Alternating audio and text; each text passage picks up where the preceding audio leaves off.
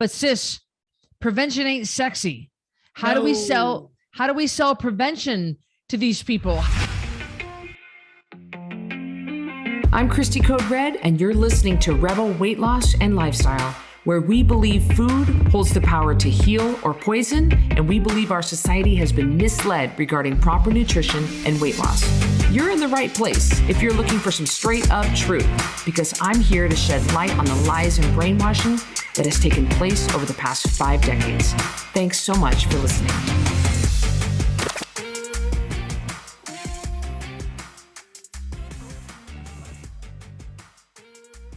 Welcome back to another episode of Rebel Weight Loss and Lifestyle. I'm your host, Cristy Code Red, author, entrepreneur, retired professional boxer.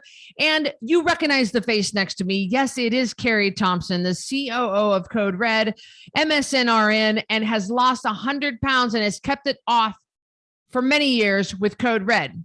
So we are happy. I'm trying to think of something intelligent to say, Carrie, but I'm just going to have to say the old, we're happy that you're here. I thought you were going to say you don't recognize Carrie in the beanie, but people that follow me on Instagram know I wear beanies every day. So I told Carrie yesterday, can we podcast? And this is what I got. So it's not like I asked her 5 minutes ago and this is what I got. This is what I get.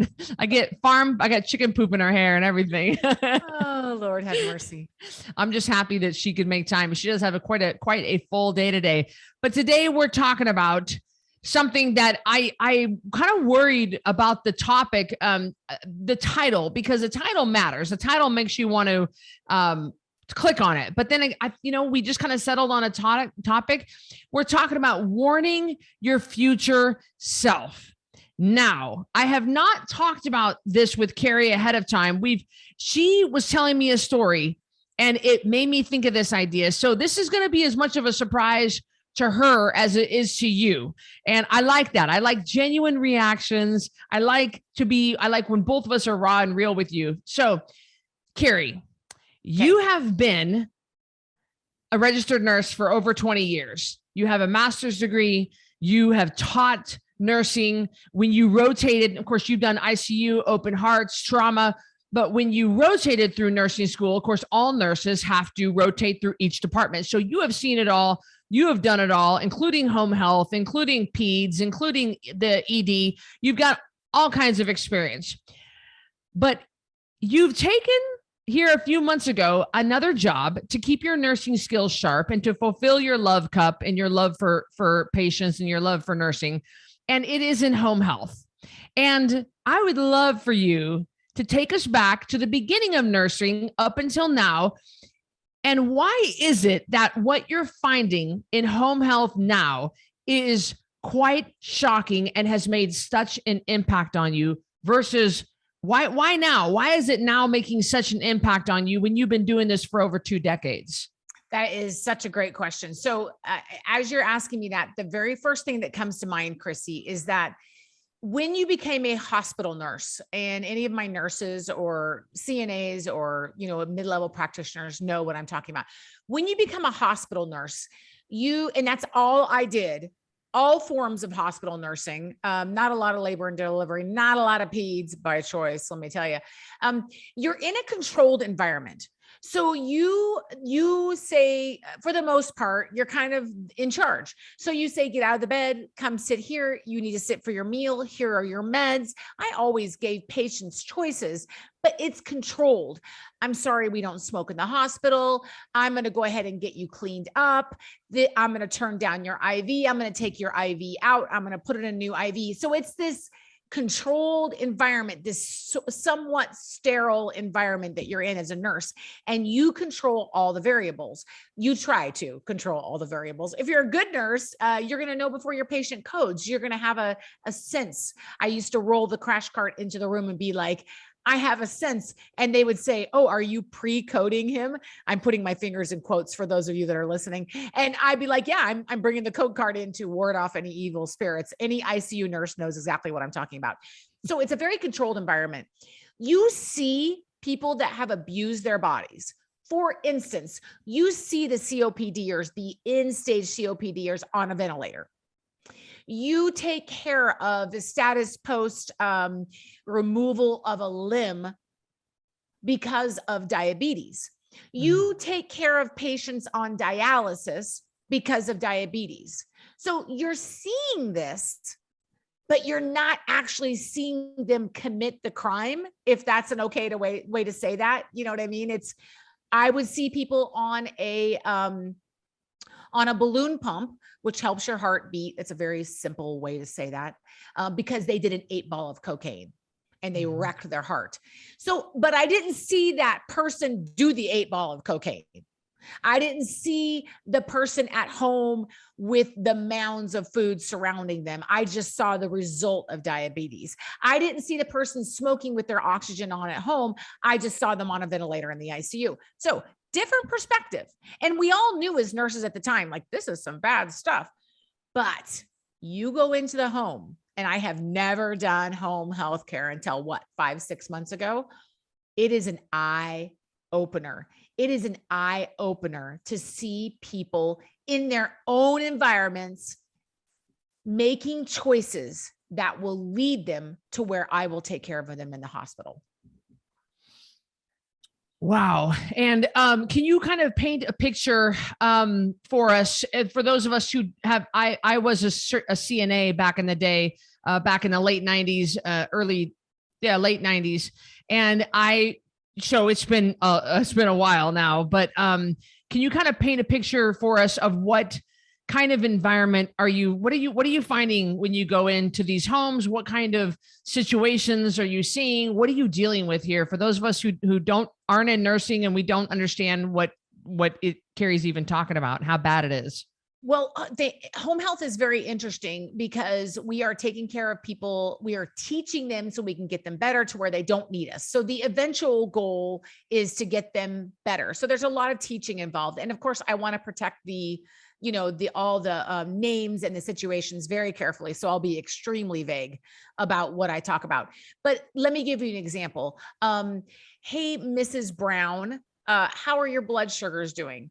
How are your blood sugars before a very fragile diabetic with wounds all over that won't heal? Because when you have an elevated glucose level, elevated blood glucose level, you have an inhibited healing. It's also sweet blood. What loves sweet blood? Bacteria and infections love sweet blood. They love it. They thrive in sweet blood. I mean, that's a great place. And I say sweet blood because it's an elevated glucose. You guys understand what I'm saying? So Mrs. Smith or Mrs. Brown, how are your blood sugars doing? Well, they're right around 300. When they go below 300, I don't feel so good. Yep. So I am watching this person eat processed frankenfood to keep their blood sugar at 300 or above because they are not used to normal glycemic levels. Mm-hmm. So they feel crappy, and they do feel crappy. It's sort of like if someone's hypertensive all the time, they have elevated blood pressure, and you bring them down to a 120/70, they don't feel good for a while. It takes a while to get adjusted to that. It's just like on the Code Red lifestyle, when we take them off, all the crap carbs, they feel crappy for a while. So that's an example. Another example is someone with a Walmart sack full of medications, not organized. They have a family member that passed away. All those meds are stuck in there too. And I take a blood pressure and it's sky high. Do you take your medications today? And literally they're rifling through the bag to tell me whether or not they took their medications. And I'm just thinking, oh my gosh, like right there, those are choices that are leading. Well, what do you eat? Well, I'm diabetic leg wounds. I eat potatoes a lot. Now, they just don't know that potatoes aren't the best choice. They don't know they should be eating the pot roast and the green beans and just don't worry about the potatoes for now. So again, sweet blood, wounds, and I'm just seeing this on a daily basis. I'm seeing people with end-stage lung problems living with 5 people, and all 5 people smoke in the home around the end-stage lung person. Yeah, you seem shocked. I've also seen farm animals in people's living room, but we won't go there. So this is interesting to me because, Carrie, you've been working for Code Red for many years. You have kept 100 pounds off. Carrie and I come from an obese extended family. Both sides of our mom and dad side of the family all battle with obesity, and we have battled with it. Carrie more so than me, and Carrie has kept 100 pounds off. But you made a comment to me here recently, which sparked this podcast, because the name of this podcast is warning your future self. And you said, let me tell you, sis, seeing all these people with so many preventable complications really solidifies my resolve to stay healthy the rest of my life. Why is it after 20 years of nursing and after 10 plus years of weight loss and keeping your weight off that this hit you like a ton of bricks? I think it's because I'm seeing it firsthand. Again, you're not seeing it secondhand. We all know that these things are bad for you. But when you say to a patient, can you go ahead, they're in a recliner. This is a great example. Can you go ahead and stand up for me? I'm going to see how you get out of your chair. So anyone that's worked with people, they're like laughing with me right now. And Cristy, you too. They start rocking and then they rock. I don't want to get too far away from my microphone. And let's just say they're morbidly obese. And again, I'm not judging them. I'm just watching to make sure that they are safe in their home. That's what my job is as a nurse. How can I make you safe in your home? So they start rocking. And then I say, well, sometimes it helps, Mr. Smith, if you move to the edge of the chair, because like in the exercise class I teach, if they're sitting way back in the chair, it's harder to stand up. But if they sit towards the edge of the chair, it's much easier to get your legs underneath you and propel yourself up. And after 7 or 8 tries, Cristy, they cannot get themselves out of their chair. And again, I'm not judging them, but it made me say to you, like I was working on someone's leg wounds and I just put my legs underneath me and popped right up. Again, I go to the gym every day. I'm a normal weight.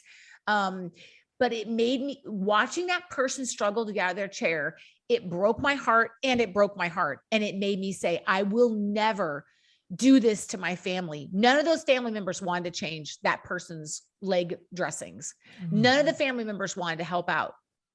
None of them. I won't do that to my family. I will stay active. And in the Code Red lifestyle, we don't promote exercise as a way to lose weight, but once you lose weight, you should be moving your body every day. And let me tell you, you go work a couple of days in home health and it'll make you say, yep, I will move my body every day. If it hurts, every day. If it's difficult, every day, whether I want to or not, every day, I will make good choices, because you just see that person try to get out of the chair and it just shocks you. It's shocking to see that in real life. I think you have a really great perspective on this, and you've helped me change my stance on it. I am a little more hard on the medical community. I support the medical community more than you even know, you as in the global, all of you guys listening, but I'm frustrated with the medical paradigm based around a pharmaceutical pill for every ill kind of a thought process. Now, having gone through nursing school, having been in this industry so long, having gone through weight loss surgery, being a patient yourself, having lost the weight now with Code Red, having kept it off, being a weight loss coach, all these different perspectives. Who's to blame for these patients rotting and withering away in their homes like this? I don't know. I mean, that's a really, really, really hard, complex question. I don't think it's any one person that's to blame. I mean, ultimately, we are responsible for ourselves. Ultimately, the buck stops with you as a person.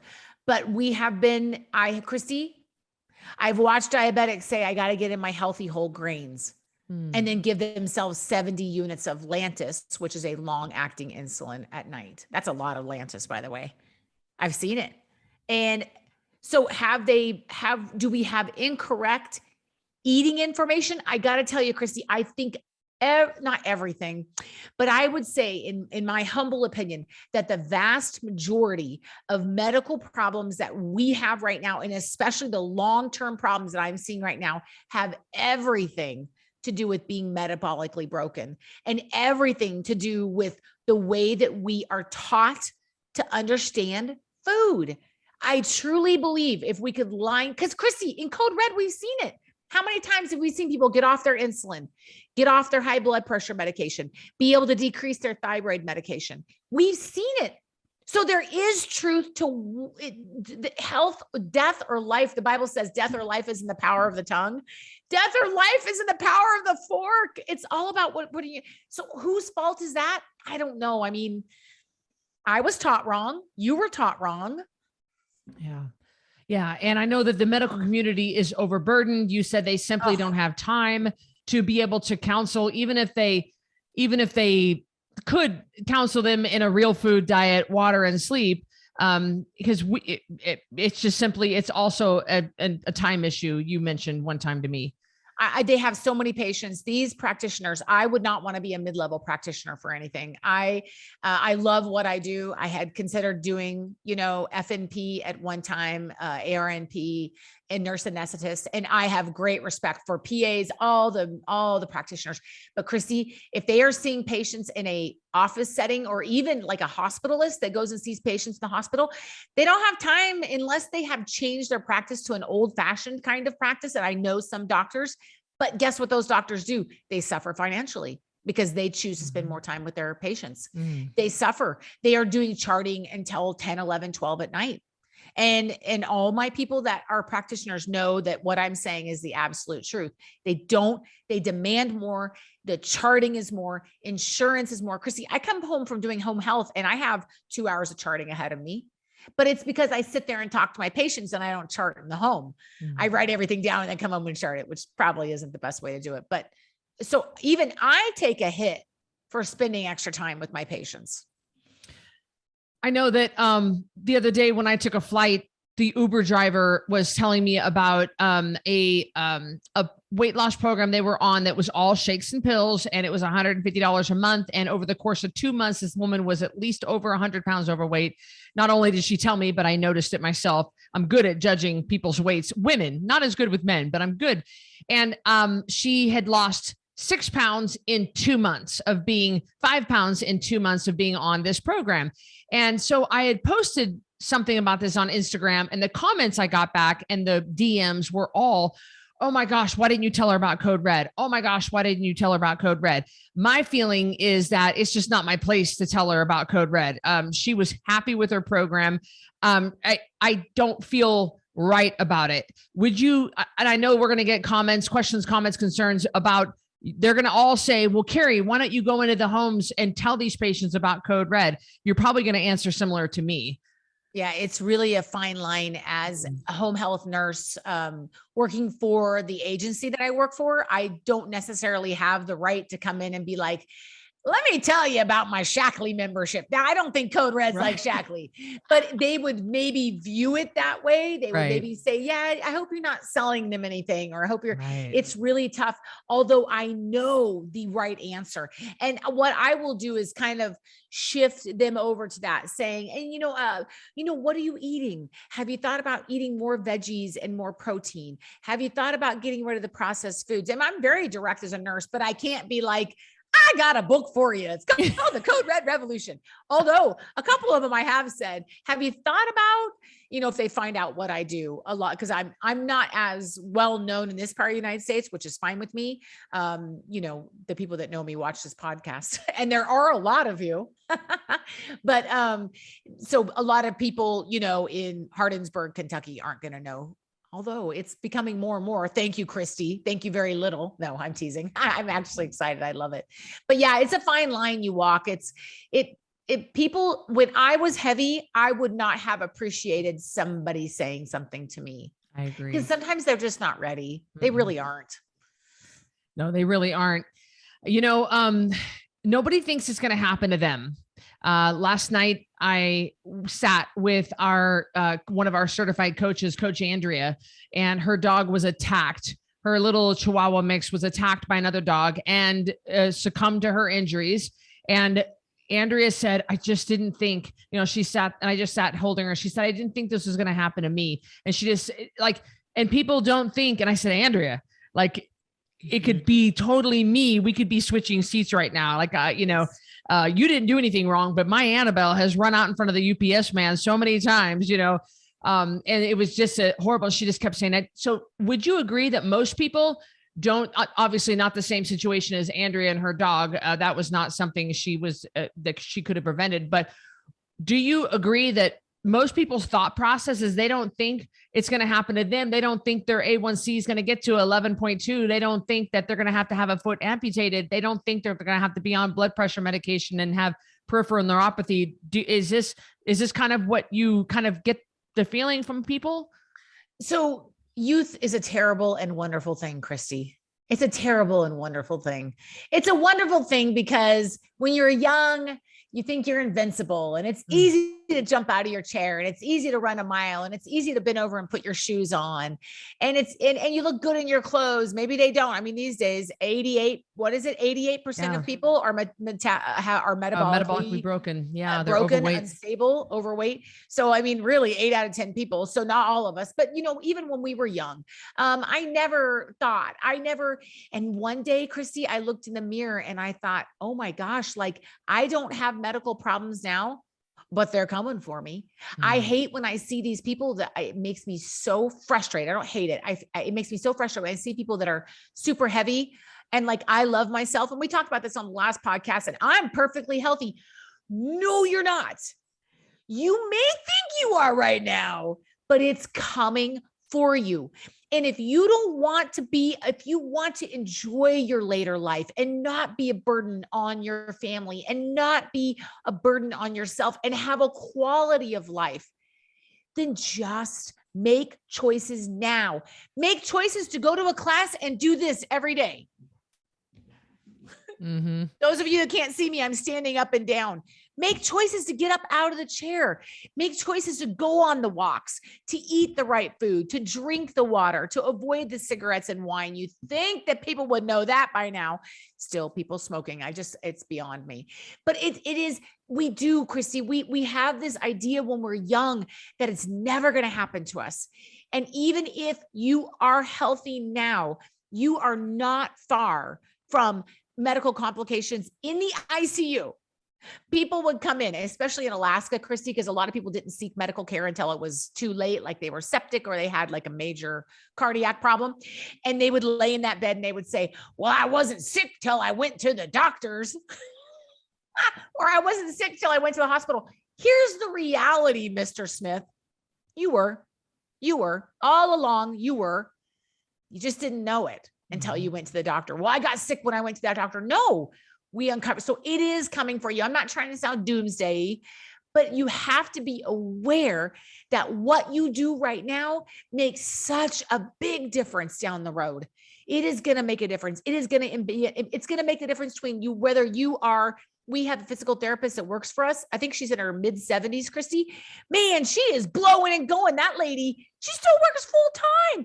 Whether that's you, or you are having to have at 60 years old, a home health nurse come in and dress your diabetic stasis ulcers on your legs because your habitus is so big that you can't reach down and change your own dressings. It is your choice. It is your choice. Some things are genetic, but it is your choice whether you go down that road or not. Our dad is 2 years little over 2 years post heart attack, where he had to be stented, a couple of blockages, and it was a really scary thing. But sis, prevention ain't sexy. How do we sell prevention to these people? How are we going to, we named this podcast Warning Your Future Self. I should name it Prevention Ain't Sexy, because that's what we're trying to get you guys to understand. We're trying to get you to get out in front and to stop it from becoming a problem. And that's not the way we think in our country. We think, oh, it's just this Super Bowl. Oh, it's just this Easter Sunday. Oh, it's just this once. It's just this one, this Princess Cruise. It's just this one time at my granddaughter's birthday party. But all these just once adds up to you being in the hospital with a blocked artery. And how are we going to sell prevention to these people?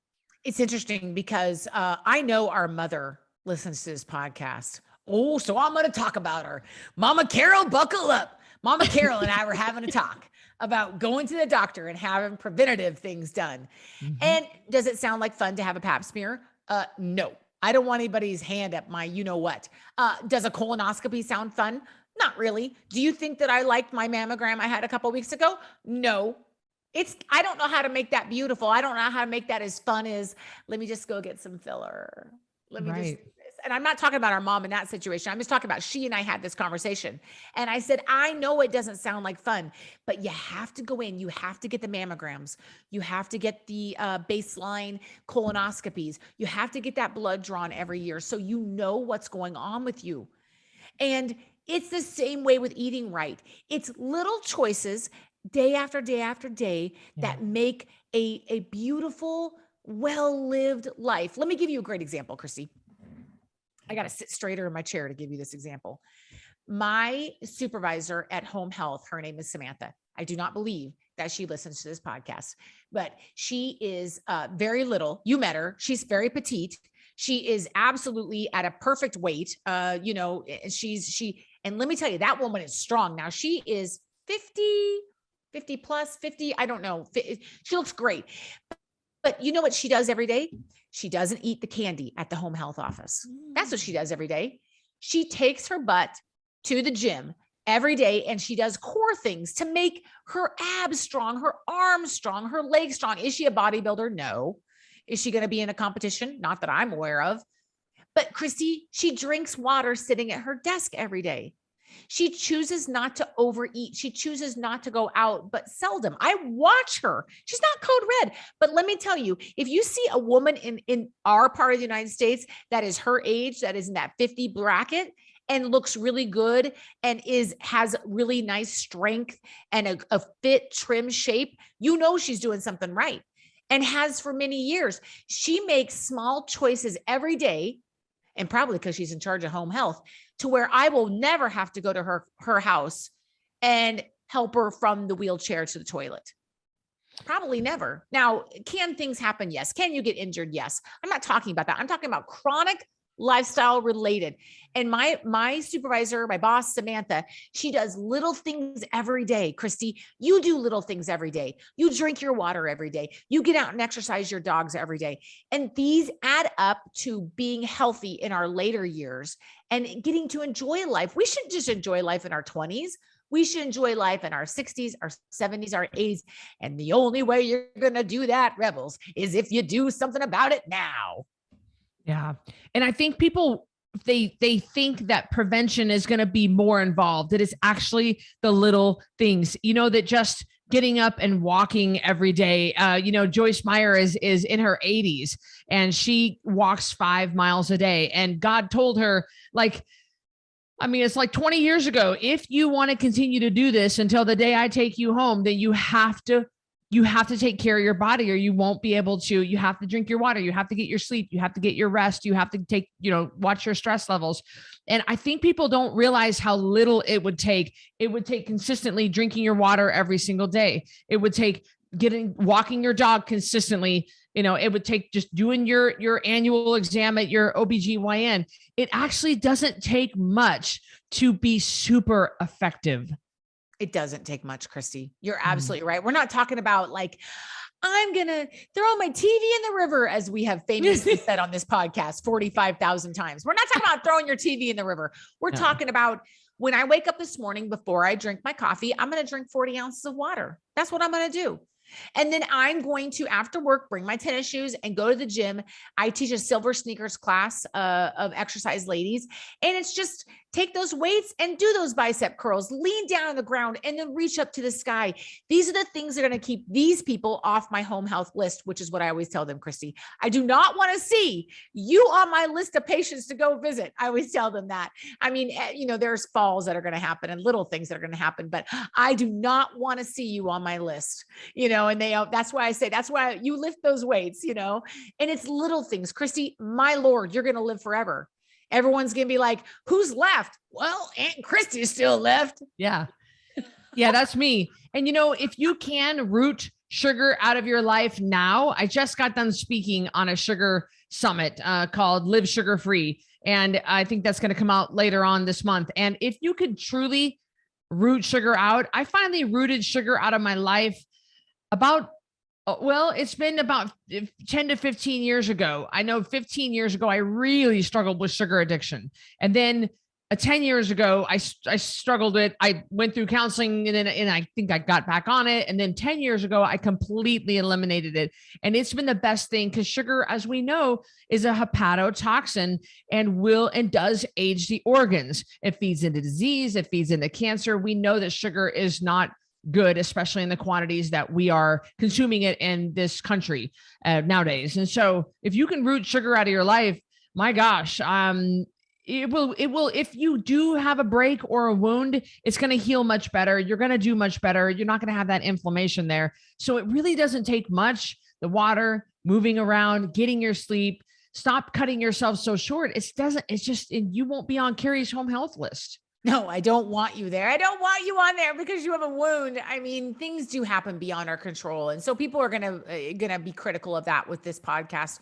But Cristy, the preventable chronic illnesses started when you were 20 and 25 and 30 and 35. Truth. It's a truth.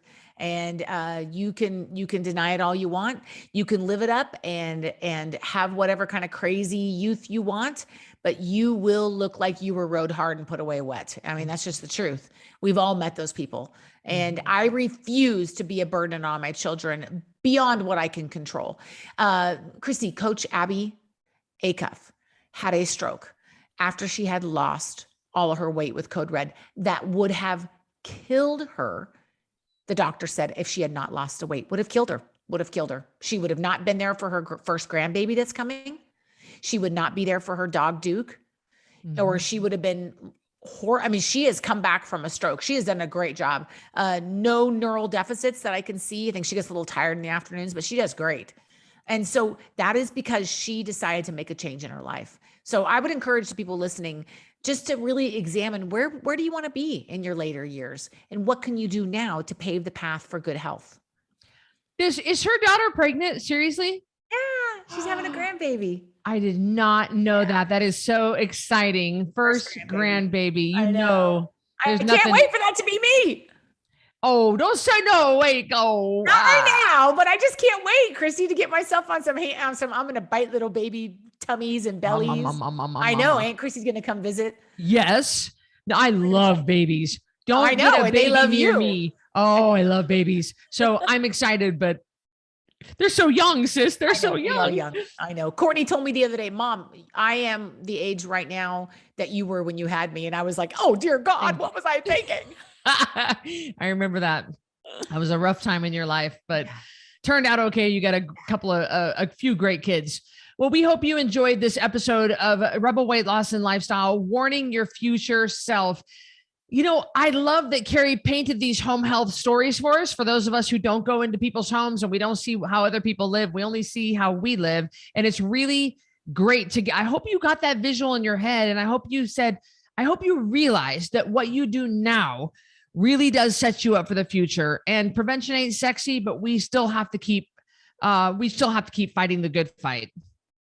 Amen. I agree 100%. And thank you for asking about my experiences. That was fun to share. Yeah, it's fun for me to just sit and listen to you talk. It's really, you are the best storyteller. And I know that we're sisters, and outside of this podcast, you know, we have to keep it down a little. We have to be a little more subdued on our podcast, but between the two of us, she's the funniest human being on the planet. And she just, her songs and her stories and her voices and oh my Lord. So thank you. I love it. I love being friends with you. All right, guys, we'll see you on the next episode. Take care of yourself. Visit us on the Code Red app, coderedlifestyle.com/APP. If you want off of social media, free from the algorithms, the ads, the censorship, and a one-stop shop inside the Code Red network. We would love to have you there. Until next time, have a good one, everybody. Hey, I'm Cristy Code Red, and thank you for listening to Rebel Weight Loss and Lifestyle. If you want to stay connected to other rebels like you, join us in our private network. Our Code Red app is a one-stop shop, free from ads, algorithms, and censorship, and a place where you can see, listen, and watch everything Code Red. You'll be encouraged, motivated, and fired up to stay on track with your healthy lifestyle. Get recipe ideas, tips, tricks, and help from coaches, mentors, and other rebels. You can also purchase products, programs, and coaching all right there in one place. And if you have any trouble navigating the app, we're right there to help you. Go to coderedlifestyle.com/APP to join for free. And I'll see you on the next episode of Rebel Weight Loss and Lifestyle.